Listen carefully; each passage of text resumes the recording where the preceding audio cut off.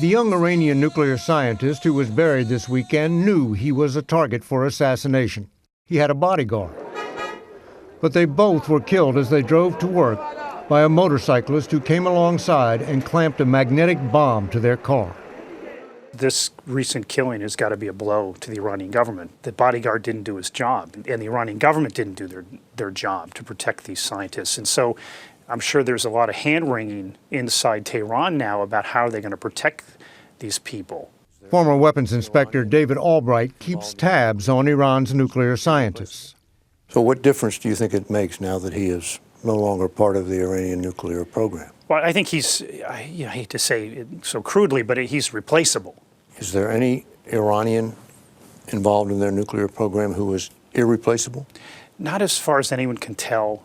Except for possibly Mohsen Fakhrizadeh, a mysterious figure who is believed to head their nuclear weapons program, but has never been seen in public. Certainly, intelligence agencies that are interested in assassination would have a high interest in killing him. The CIA would no doubt like to see him dead, but is barred by an executive order from conducting assassinations like the one last week.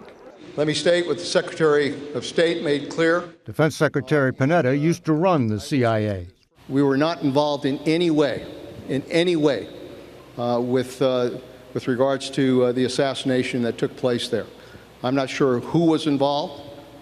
We have some ideas as to who might be involved, but we don't know exactly who was involved. But I can tell you one thing: the United States was not involved in that kind of effort. That's not what the United States does. You don't have to be a former CIA director to have the idea that Israel, which views Iran's nuclear program as a threat to its very existence, was involved in that and other assassinations of Iranian scientists. How many people would you estimate are involved in Iran's nuclear program? There's thousands involved. I mean, I would estimate hundreds of professional people at sort of the top level. So in the past 2 years, 3 have been killed. What kind of impact is that? It doesn't have a much direct impact, I would say. It certainly has not stopped Iran from enriching uranium to higher levels of purity by running it through these centrifuges. But according to Dennis Ross, who until recently was the Obama administration's point man on Iran, the enrichment program is way behind schedule. By their own measure, they should have been at 50,000 centrifuges now, and they're operating, and they're at about 8,000 installed. So that's dramatically short of where they would have been. That's due in part to something called Stuxnet, a computer virus that someone, perhaps the U.S., perhaps Israel, infiltrated into the control systems that run the centrifuges, causing them to spin out of control and self-destruct. I think the Stuxnet attack, I would estimate, set them back about a year. But now Iran says it's opened a new uranium enrichment plant dug deep into a mountain that will allow it to step up production. By the end of this year, they are going to have about 250 kilos of this 20% enriched uranium, which is a matter of concern for the international community. Oli Heinonen, who used to inspect Iran's centrifuges for the International Atomic Energy Agency, says 20% enriched uranium is only one step away from bomb-grade material. Once you have 25 kilos of this material, in 1 month time you can produce uranium enough for a nuclear bomb. Before that happens, the U.S. and its European allies intend to levy harsh sanctions on Iran that would put its central bank out of business. It's a big problem for Iran because basically the central bank handles all the payments for their oil. So it is obviously a way to affect Iran's ability to sell their oil. On top of that, Europe is expected to ban imports of Iranian oil. About 18% of their oil exports go to Europe. So you're talking about a fifth of the revenues they're generating from their oil come out of Europe. Iran's response has been to stage war games and threaten to close the Strait of Hormuz, through which 15 million barrels of Mideast oil pass each day. For the Iranians to act on that threat, they do themselves more harm than anybody else.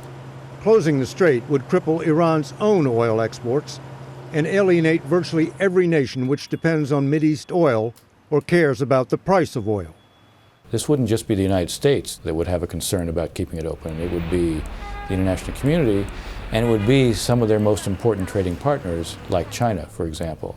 Actually, the U.S. would be more than just concerned if Iran tried to close the strait.